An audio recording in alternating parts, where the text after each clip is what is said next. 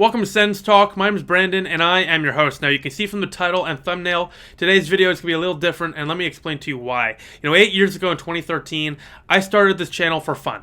I didn't expect me to grow up and want to be a journalist. I didn't expect my passion for sports to become even more than it was at that time, and trust me, I was a big sports fan then. You already know I'm a big sports fan now, but the point of the matter is, 8 years ago when I started this channel, I did not expect to, eventually become a journalist and be one of the guys I used to watch on TV. But as the years have gone on with this channel, my ambition to become a journalist, my passion for the game of hockey and sports in general have only grown. And today, because of you guys and your support that you've given us here at SENS TALK over the last 8 years, my dream is finally becoming a reality. A couple weeks ago I announced it on Twitter, but today is going to be the first video content about this announcement. And the announcement is very simple. The OSEG organization, more importantly the Ottawa 67s, have given exclusive access to SENS TALK, the brand, myself included, and the rest of the team. Exclusive access to the Ottawa 67s. We're going to be in the press box, we're going to be at the post-game press conferences, and more. Lots of great coverage covering the Ottawa 67s will be seen here on SENS TALK in the very near future and for the rest of the OHL season.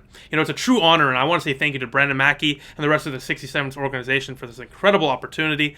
I will not take this for granted, and once again, thank you to all of you, to Brandon Mackey and the 67s organization for making my dream a reality. Now let's get it started. This is just the beginning, and let's get into today's video. So last night, the Ottawa 67s took down the Peterborough Petes 4-3. That game was really, really interesting. Tyler Johnston got a hat trick for the Ottawa 67s, but the Peterborough Petes got a goal in the last minute 44 to make it a 4-3 game. So for the last couple minutes, it looked like Ottawa may blow it. They did not. Will Cranley is the big reason for that. He made some big time athletic stops. He's a fantastic goaltender, and we'll see what happens. Hopefully, he can get an NHL opportunity somewhere. But the athleticism that we saw from Will Cranley last night was fantastic, and we've seen it all throughout the entire season. Will Cranley has a save percentage below .890, I believe, right now.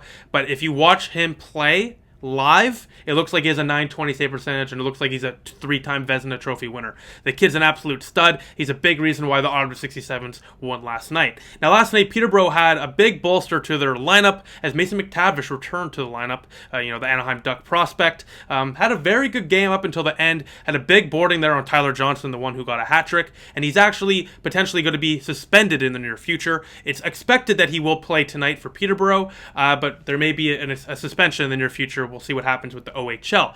However, the Ottawa 67s did win that game 4-3, snapping a 4-game losing streak. And I spoke to acting head coach for the Ottawa 67s, Norm Milley, because Dave Cameron, the original head coach of the Ottawa 67s, is currently with Team Canada at the World Junior Championships. So Norm Milley is stepping in for the interim.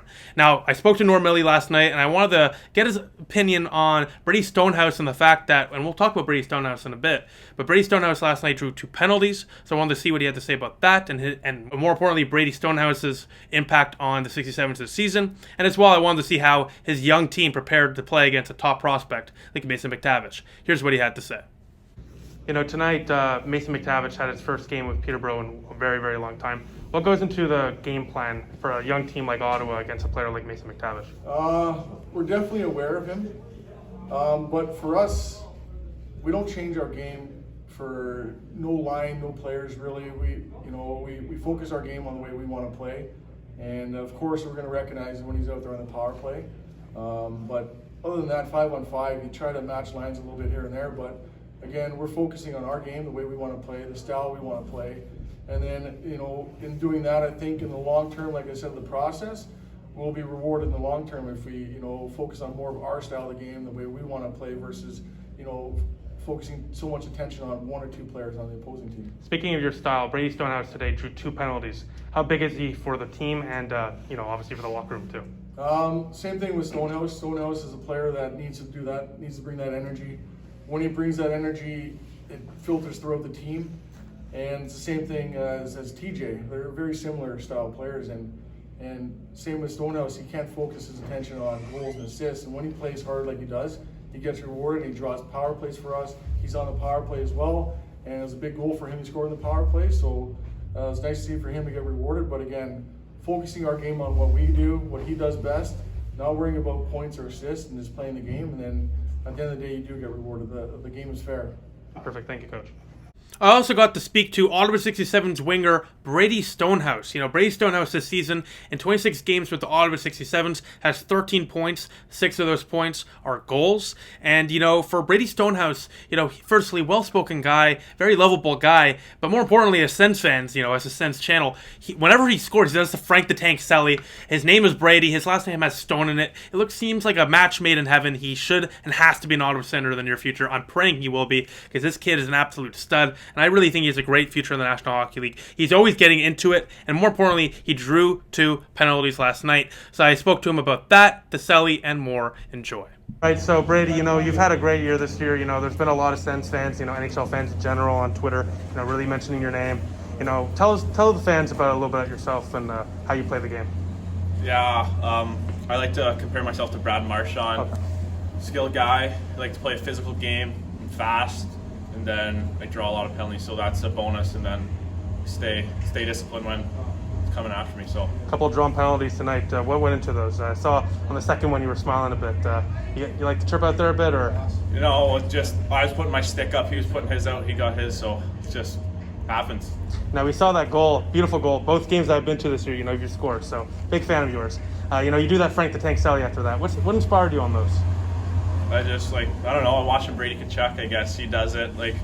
2 games ago he scored, did it, so I don't know. It's kind of cool. Well, keep on doing it. It's working for you, buddy. It is, yeah. Perfect. Thank you very much. Thanks. As you can see from there, Brady Stonehouse is very clearly a well-spoken kid, but more importantly, he's a hard-working kid. Every single game I've seen Brady Stonehouse play, he's always getting into it. He's a very, very high-energy player, and I think he could project as a bottom 6 forward of the National Hockey League one day. He still has a lot of development to have, and I really look forward to seeing how he continues to develop. I'll keep you updated on his development, but I do think this kid has a very, very bright future, and Sens fans should be very, very hopeful, anyways, that the Senators do draft this kid.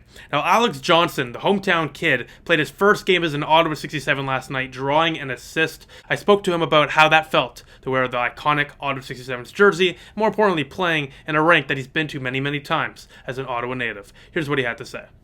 Being a hometown kid from Ottawa, obviously stepping onto legendary ice here at TD Place. A lot of championships have been played here. A lot of championships have been won here. What's it like to wear the 67 jersey tonight?